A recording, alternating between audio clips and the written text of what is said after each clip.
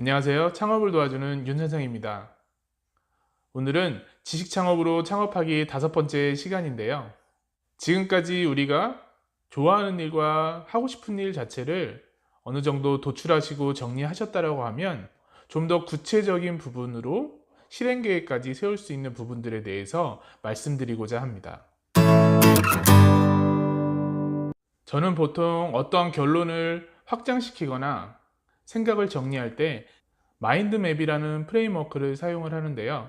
이 마인드맵을 사용하다 보면 내가 머릿속에 가지고 있었던 생각들, 그동안 내가 꺼내놓지 않았던 그런 무의식 중에 어떠한 욕구까지도 하나씩 하나씩 정리되면서 굉장히 체계화되고 구체적인 부분으로 변하는 것들을 볼 수 있고요.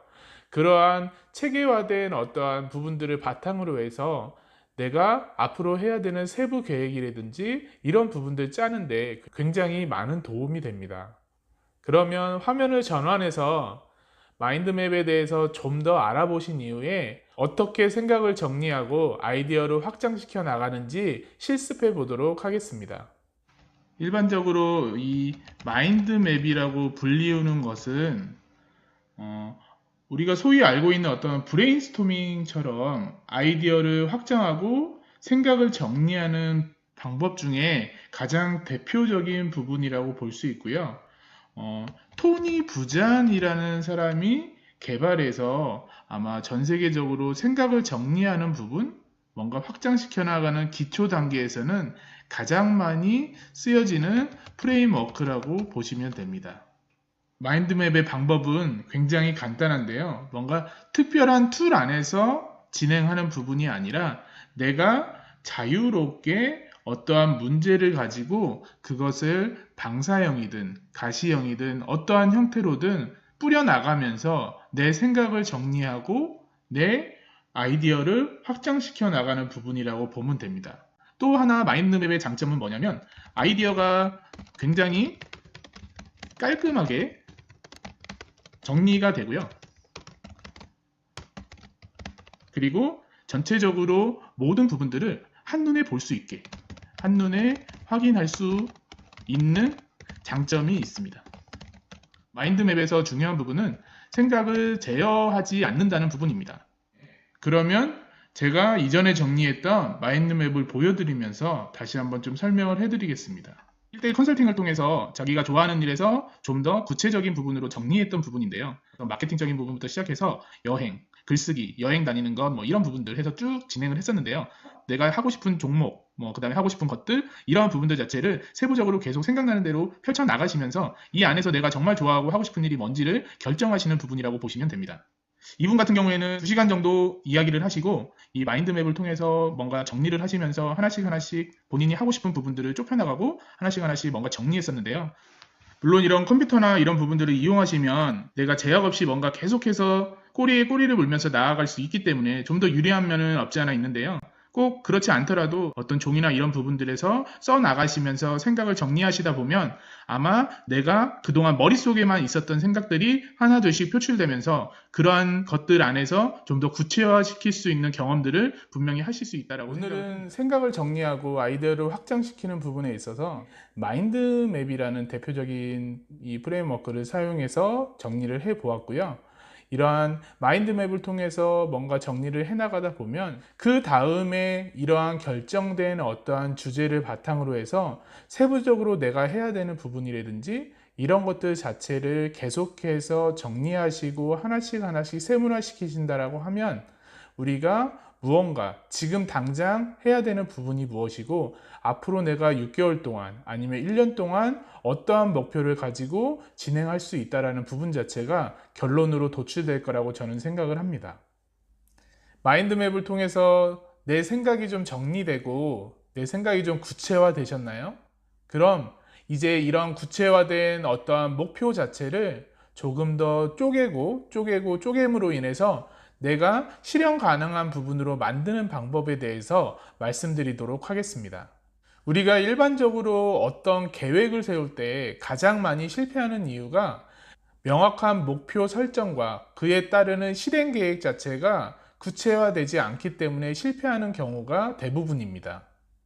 또한 내가 할 수 있는, 내가 해낼 수 있는 능력을 벗어나는 목표를 세움으로 인해서 시도하지도 못한 채 끝내버리고 마는 경우도 굉장히 많습니다. 그렇다라고 하면 또 화면을 좀 전환해서 예시를 들어가면서 우리가 어떻게 계획을 세우고 그에 따라서 어떠한 세부적인 실행 계획 자체를 도출해 내야 되는지에 대해서 간략하게 말씀드리고자 합니다. 우리가 만약에 어떤 독서에 대한 부분으로 해서 계획을 세운다고 가정했을 때 명제를 하나씩 보면서 말씀드리도록 하겠습니다. 일반적으로 우리가 똑똑해지고 싶다라는 어떤 희망사항을 목표로 세우는 경우들이 굉장히 많습니다. 이 부분에서 좀 더 구체화시키신다라고 하면 책을 읽어보자 라는 부분으로 해서 우리가 목표를 세우고 그래서 우리가 책을 읽어보자 다음에 진행해야 되는 부분은 책을 100권 정도 읽어보자. 이 부분은 어떤 우리가 측정 가능한 기준을 수립하는 단계라고 볼 수 있습니다. 어떤 측정 가능한 기준이 들어가야 그 목표가 더 구체화되고 실현 가능성이 높아집니다. 그렇다라고 하면 책을 100권을 읽어보자 라는 부분 자체가 최종 목적이 돼야 되냐? 그건 아니고요. 그 다음에 말씀드려야 되는 부분은 책을 100권을 읽는데 어떠한 시간을 활용해서 어떻게 100권을 읽을 것인가가 들어간다라고 하면 그 부분 자체는 어떤 행동지향적인 목표 이런 부분으로 볼 수 있는데요. 여기서는 어떠한 새벽 시간을 활용해서 책을 100권을 한번 읽어보자 라고 우리가 목표를 세울 수 있습니다.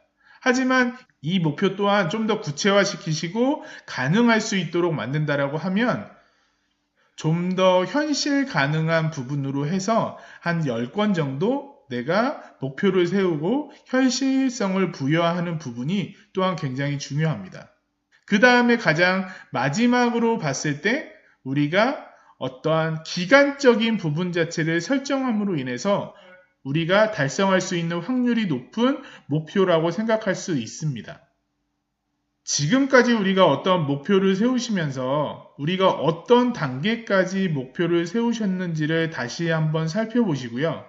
우리가 이 안에서 좀 더 구체화시키고 우리가 세분화시키신다라고 하면 우리가 세우는 목표들이 그냥 단순히 어떤 계획으로만 끝나는 부분이 아니라 실행을 통해서 현실 가능한 부분이 될 수 있도록 하셔야 되지 않을까라는 전에 우리가 세웠던 100일 동안 새벽 시간을 활용해서 책을 10권을 읽어보자는 어떤 계획 자체가 최종이 아니라요.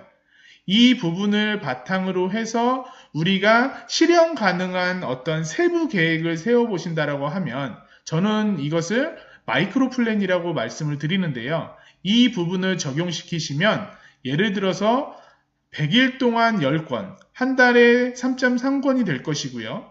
한 주에는 0.8권, 하루에는 30페이지 정도씩 될 것입니다. 그렇다라고 하면 하루에 새벽 시간을 활용해서 30페이지씩 읽고 실행 여부를 체크하시게 되면 실질적으로 우리가 100일이 지났을 때 10권의 책을 다 읽는 목표를 달성하는 그러한 결과들을 보실 수 있을 거라고 생각을 하고요.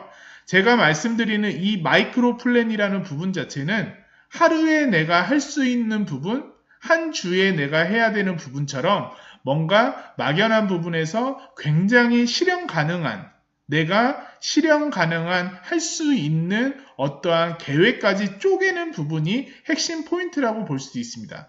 그 다음에 또 하나의 핵심 포인트는 체크를 한다라는 부분이에요. 그래서 내가 가졌던 목표라든지 이 계획 자체가 실행 가능하고 현실성 있게끔 만드는 부분 자체가 이 영상의 핵심이지 않을까라고 생각을 합니다. 오늘 영상이 도움이 되셨다라고 하면 구독과 좋아요 부탁드리고요. 다음 시간에 또 뵙도록 하겠습니다. 감사합니다.